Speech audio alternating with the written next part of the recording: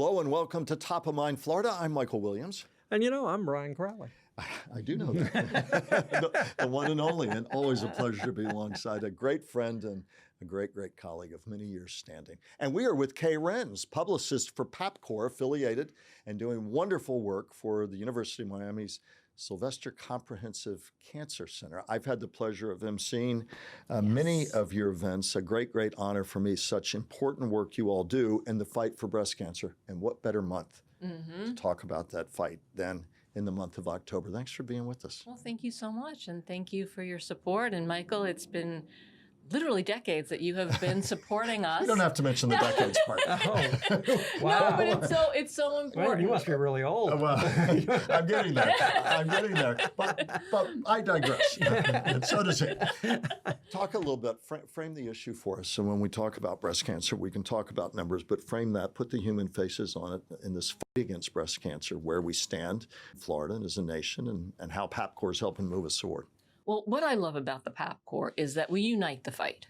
So obviously breast cancer is so important because it's so important to women and to the people who love women.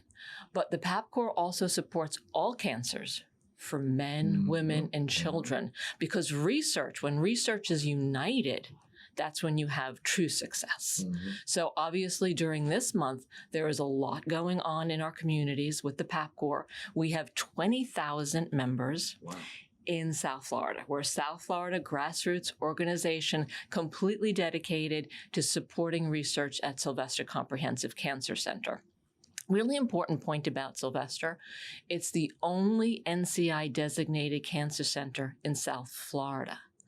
So if you're looking for cutting edge, if you're looking for the trials, this is where you want to go. NCI National? Yes, the National Cancer Institute. And it's very limited. In Florida alone, there are only 2 hospitals, Sylvester and Moffitt.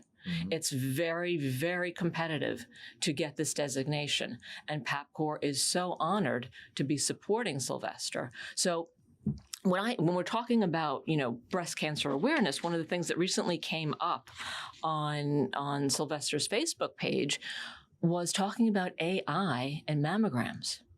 And they are going to be spearheading, working with top centers across the United States to look at how AI will be supporting mammogram reading. Is it beneficial? Is it causing more false positives? What's the outcome? So this is a tremendous study that Sylvester is co-piloting. And this is something that's really exciting because we hear so much about AI, right? How is it actually going to be working in research and in medicine and helping us diagnose?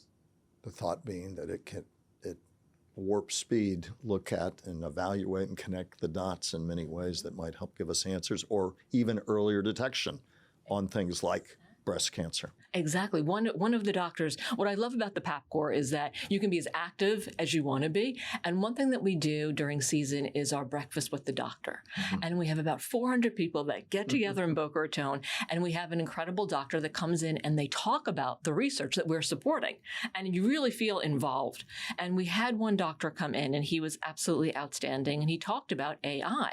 And he talked about how there was on our genes, there was research that was done that AI did that would have taken 100 PhDs, 10 years to do, but AI did it in 1 year. And they took that research and they gave it out all over.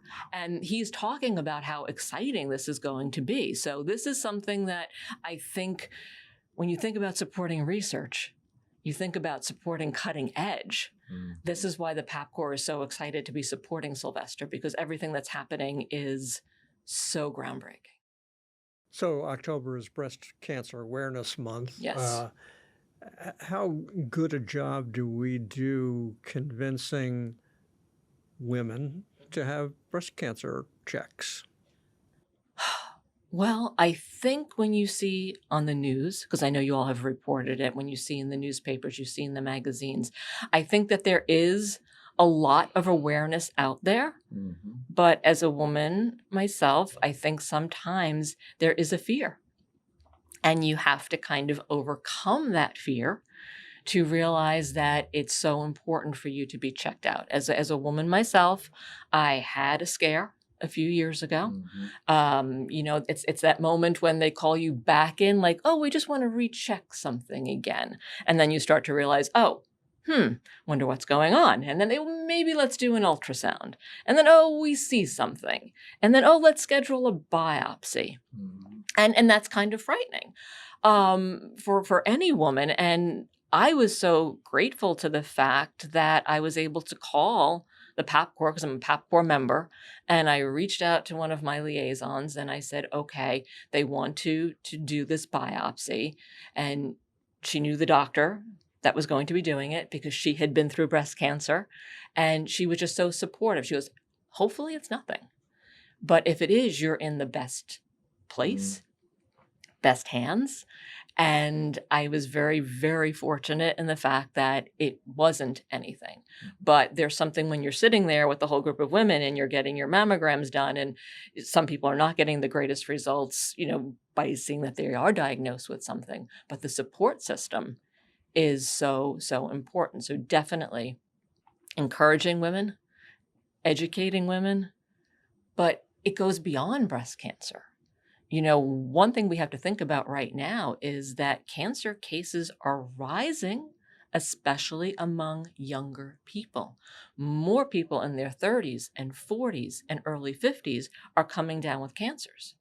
So it's about being aware and advocating for your own body. Colon cancers are rising dramatically. Why? We don't exactly know yet. There's a couple of different theories out there. Which are? But is it our food? Is it our processing of the food? Is it our environment? I mean, there's a lot of different things that are going on, but younger people are now having to be even more aware. And it's very, very important. And Sylvester has really been advocating for this, is if you feel that something is wrong and you feel something is off, make sure that you talk to your doctor about it. And if you're not getting the answer that you really feel like you still sense, no, there's something wrong, go for another opinion. Get checked out. It doesn't hurt to get screened and to get looked at to make sure that you're okay. So I won't say their name or relation out of respect for their privacy, but we dealt with it in my family in the last year. And for about 4 weeks, I had my heart in my throat. But early testing, fortunately turned out not to be breast cancer in that case of a family member. But certainly you're so scared you can be paralyzed into inaction sometimes.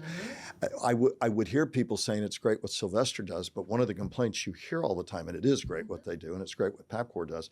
What do you say to the audience, some of whom watch, say, I can't get in to see my general practitioner, so it's great that you're doing this at Sylvester. What are the chances I ever get in there with the backlogs that exist in medicine today? Here's one of the benefits of being a Pap Corps member. It only costs $50 to become a Pap Corps member. If, God forbid, something comes up, you call your liaison and you get fast-tracked into Sylvester. And I have been through this with several of my friends who found something was off. They're Pap Corps members. They called the liaison and they were into Sylvester very quickly. And at that point, one thing I strongly suggest is bringing someone along with you who can also advocate, because my friend went and I went with her, and it's very difficult when you're hearing those words and you're getting a diagnosis and you're being given all these technical terms, and to have somebody there. And what I always advocate is bring your phone and record. I've never met a doctor that has ever said, no, you can't record this conversation.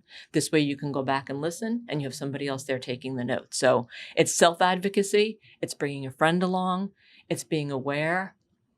It's fighting for your health, I mean, those are all really, really important things. Another aspect that I really love about Sylvester is that they're not just there for you during treatment. They are there to enhance survivorship, which is extremely, extremely important, because you get through the process, whether it's chemotherapy or radiation or clinical trials, and you get that window of, okay, you've survived it, but then how do you get through it? How do you live through it? And they are so supportive of that. My sister has spent the last better than a year going through breast cancer, and she's doing pretty well now. They caught it fairly early, but she had to go through the chemo, the radiation, the losing all of her hair. I think that bothered her more than the surgery did. But I also found, and I've also found this with other elderly relatives who have had medical issues, sloppiness in the medical profession. I'm finding that to be quite common. Okay. I'll give you one example. My sister was first told that she was HER2 negative, which is a fairly positive sign in the sense that you only need radiation. And then they did a advanced test and determined that she was HER2 positive, which is a much more aggressive form of breast cancer. When she reached out to the doctor's office to query them about that, the nurse was telling her it wasn't true, that she was HER2 positive. Now, my sister works VA medical. She's not a medical person, but she's a supervisor in the VA, so she's a little familiar with medical things. Understand. But going through her own trauma, dealing with this recent, and now finding out that, and they refused for a day to believe her. And she was looking at online at the results. She winds up copying the results and sending them to the nurse. They, of course, then immediately turned everything around and were moving them much more quickly. But I've also seen that with elderly patients with other diseases, the kind of, is this in part because medical professions are now owned by big hedge funds, big giant corporations? They're not the little practices that they used to be, where the front desk help almost everywhere is a pain in the neck these days, right? I understand. But it used to be they worked for the 2 or 3 doctors. Right. And it was all sort of this little family unit on it. Now they don't work for the doctors anymore. They work for the corporation that might be 2,000 miles away. I understand your point, and I do feel that our medical system in general has a lot of areas that are needed for improvement. I have been fortunate in the fact that when I've needed care or my friends have needed care, we have been very fortunate that we have found great doctors. I mean, one of my closest girlfriends is currently being treated at Sylvester. And she emails him. She has questions. She is very proactive in her health and also wanting to add different things to her protocol that might be a little alternative. And she emails him, and he gets back to her very quickly. Yes, I agree with this. No, I don't agree with this. Yes, we can do this. Let's try that. So my sister's much the same way that yes, way. Yes, and makes a difference. And I think it can be very difficult, but I do think that being an advocate and also having family members who can come in and help you advocate is very important. Listening to Brian, it goes to, and I sometimes will hear this, people feel, well, I shouldn't, and I'm not saying your sister, and I know she had strong advocates on her behalf. You don't mess with her. But my point was, but listening to you, and Brian shared part of the journey, obviously, with me over the last period of time with her, and it's so good to hear that she is doing better and was able to take a trip, a sibling trip overseas, doing so much better. So it was delightful to hear that. But you will hear people say, well, I don't want to upset the doctor. I'll upset the apple cart. Your point is, if you feel you need that other opinion, those other questions asked, that's absolutely you're right, and you must do it. For your own health. You must do it. You have to do your own research. You have to look in and say, what are the pros and cons? We do understand that there's treatment going on. There's multiple patients that are being seen and so forth. So that's why I always have a long list of questions. I have done my research beforehand when I'm advocating for family members and friends and record. And I ask the questions. And I'm not afraid because good doctors, and I honestly feel that most doctors out there are good doctors. Absolutely, yeah. Will say, oh, okay, yes, I see your point on that. They will listen to other views and they will have that conversation. I was dealing with one case with my father-in-law and his treatment. I had a little bit of a contrarian thought on it, and the doctor said, you know what? Okay, I agree with that. Let's not do this procedure now because of his age and where he was health-wise. So I think I am very fortunate in the fact that my parents were very strong advocates. My father was diagnosed with leukemia when I was 13. He passed when I was 17. My mom had a variety of health issues. So I grew up and I did myself. I became quite ill when I was 11, missed 2 years of school. My parents always got all of us to the best of the best doctors. Whether, we weren't wealthy, but we went to the best doctors in Manhattan. And when my mom was trying to find out what could be done for my dad's leukemia, she got a hold of the best researcher in Israel to question him about what could be doable for my dad. So I think a lot of it is becoming educated and learning. And that's the one thing that I have to tell you. When I go to the Pap Corps and I go to their breakfast with the doctor, we learn so much. We learn about what's new, what the protocols are, how we should be handling things. I remember, Mike, when you graciously hosted our men's event and we had the doctors in from Sylvester and we had these great sports stars getting up there talking about being advocates for their health, and especially with men, because sometimes they have a tendency to sweep things under the rug. I'm okay, I'm fine. Do we have that tendency? She's not talking to us. Right, exactly. Exactly. But if our wives were sitting here, you'd be getting a different story. Yeah. But Mike, when you did that, there were men in the room who were affected by what you said, what the doctor said, what the sports stars said. What the doctors and sports stars Yes, said. but you It's brought very out moving. a lot of great points about advocating for yourself. A lot of times we don't do it because of fear, but the outcome will be worse if we don't know But I earlier. think we have a big health issue coming forward in Florida. Our elderly population, Yes, who often don't have anybody, true. is growing and growing and growing. And the baby boomers are rapidly starting to get into their early 80s. And in another 5-10 years, we're going to have this enormous population of people in their 80s and 90s and older in Florida, with really nobody to advocate for them. How do we fix that? And how does that older person, say, who doesn't even know how to, or maybe doesn't have the $50 to join Pap Corps, what kind of outreach are you all doing for exactly this heart-rending situation Brian described? There's a couple of different things. I think social media, when you look at Sylvester's page, the education that's on Sylvester's page alone is outstanding.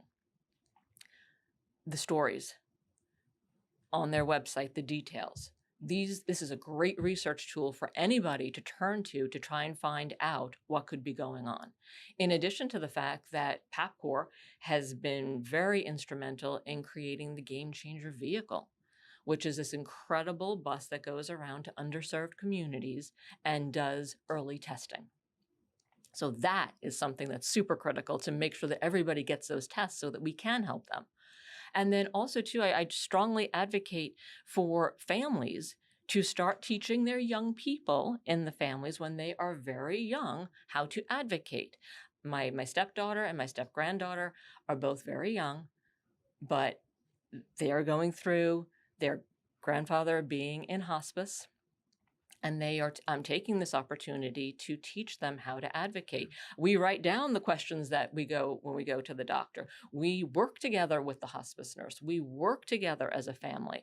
And I think that's very, very important that we get our children involved in realizing that we are a family and we all have to work together. And this is how you advocate, because I'm saying to them, I will not be around when you are in your 50s and 60s, when you're running into different health issues, but I want you to be prepared for what to do. Sure. And of course, it's such a mammoth issue, as has been described. And you're lucky when you have somebody strong like your sister, and this guy's a bulldog. And so, or in my family, I'm going to get the answers I need.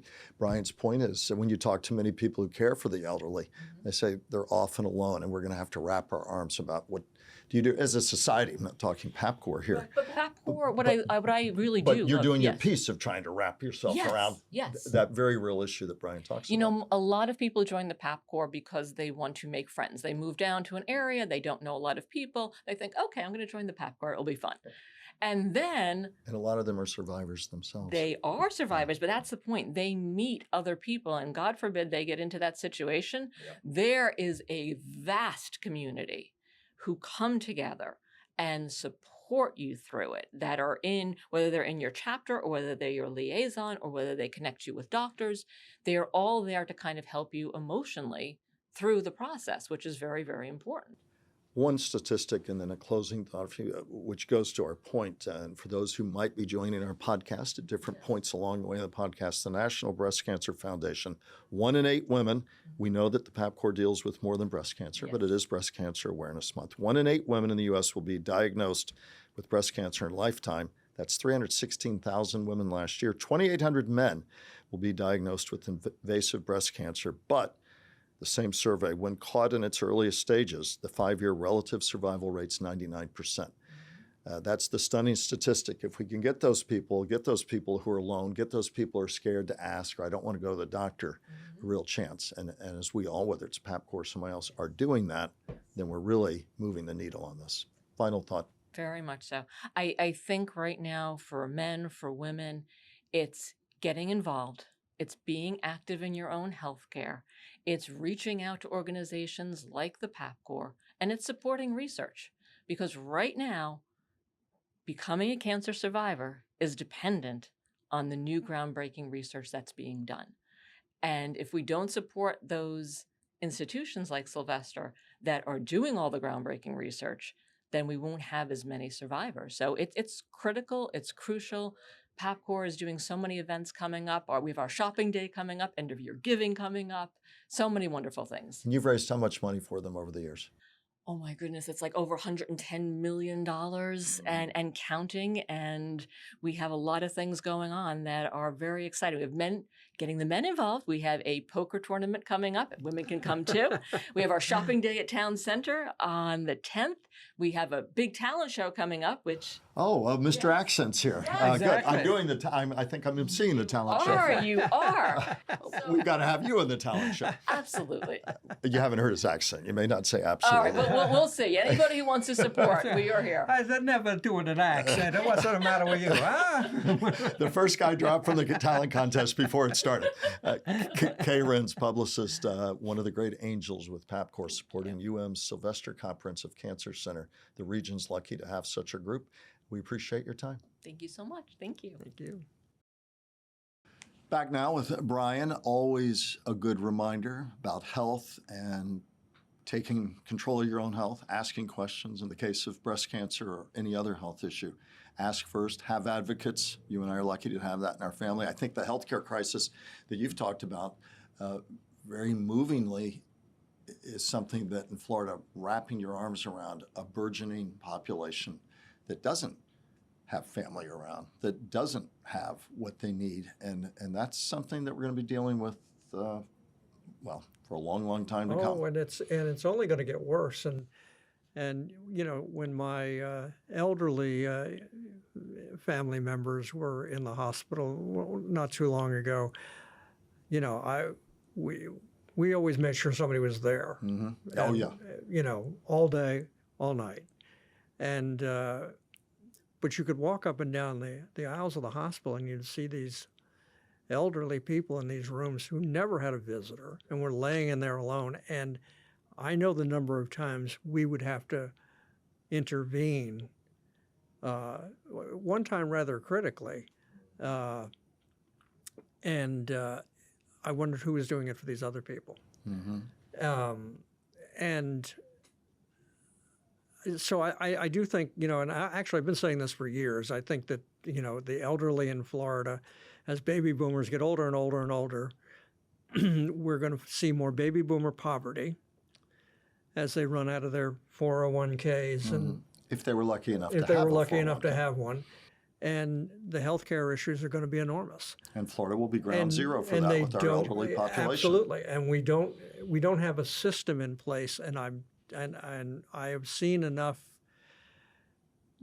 carelessness. I'm not talking about medical carelessness so much as just things that just aren't operating correctly in the hospitals and in doctors' offices, where intervention by somebody who was paying attention was vital. And we don't really have a system in place to deal with this. An awful lot of elderly that aren't going to have any relatives, that aren't going to have anybody that's going to be able to come. In some cases, they will have outlived their friends and relatives, and they're going to be alone, and they're going to be in their 90s, and who's taking care of them? And we're already starting to see that. And I think it may be time for the legislature and the governor's office to take a look at that issue, and maybe they need to create a task force or something to look at how do we take care of the elderly in the decades to come. I'm shaking my head because again, without going into it, it would be improper and out of privacy, but certainly I'm seeing that again for myself with family, and lucky that my family all comes together, and my heart breaks when I see people in rooms by themselves who don't have that. So certainly understand that these are the kind of tough issues that have to be discussed. It's one of the reasons I know, Brian, just to kind of segue to the general reason that we sit here, we felt it was important to just continue to have this kind of discussion with interesting, thoughtful people. It's one of the biggest reason that we wanted to continue what we've done, that you did for an entire newspaper career, me for a television news career, our public affairs broadcast together, to have these kind of conversations. A variety of episodes, some very serious like this, some a heck of a lot of fun, and everything in between. But I think there's room for that, and I think we have to be having these kind of discussions all the time. And I know you feel very keenly about that as well. Oh, absolutely. Look, we've had our podcast where we've had fun, where it's just been a guy who plays the saxophone, Patrick Lamb, and it was a great half hour and a lot of fun. But we also feel like we have this opportunity to have these discussions about important issues like elderly health care and breast cancer and some of the technology that's going to take place that will bring cures perhaps faster than we've ever known. And Isn't that amazing? It's and AI absolutely does the amazing. work in here that doctors took a decade or could take a decade. It's fascinating, and we'll see how it goes, which reminds me of a story I heard, and I'll end up with this story. Right. End with the story. So let us say that we finally reach a point where we can all live to be 150.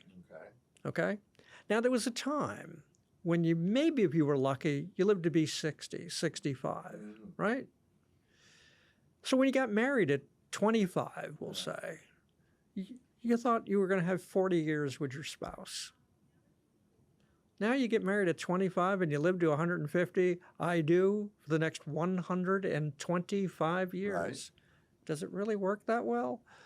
I'm looking forward to the next 100 plus years. And if you're a smart man, knowing that Cheryl's watching, you will be saying the same thing without hesitation. Absolutely. Saved you on that one, buddy. And you and Lisa. Listen, always a pleasure to have you aboard. Welcome back. You had a wonderful time in Switzerland with your family, including your sister, who's doing phenomenally well. You shared your sister's journey, delighted that she is doing better. He was smiling like a little kid about a chance to be with his brothers and with his sisters, the whole family. Siblings only. We're a family that makes fun of we're a family that makes fun of everything. Yeah. Okay, including breast cancer. Yeah, wow. So the five of us, I'm the oldest, and the joke had always been, I would say, we're going out in the order we came in. My sister, when she got the breast cancer, she's the youngest, and my reaction was, "What are you trying to cut in line?" We are, she laughed. And what you don't, and what no, and what you don't know about this guy, and he is a guy full of good humor. He's also the guy who will shed a tear as quickly as anybody I know, and has been a fierce advocate for his sister and for everybody that he knows. So you're as funny as all get out, but I also know the very soft side of this guy, who is a tiger for everybody he knows. So that's a beautiful thing. Welcome back, and again, it's been a thrill to watch. And see that you really brought home some of the culture of Switzerland with an accent that more befitted England, and even then I'm not sure it was a British accent. But closing word for you, sir. Well, I want to thank you for watching us, and I hope you're going to watch us again and that you're going to subscribe. Okay, that definitely was not a British accent, but we'll leave. We'll keep working with them. Thanks a lot, my friend. Bye-bye.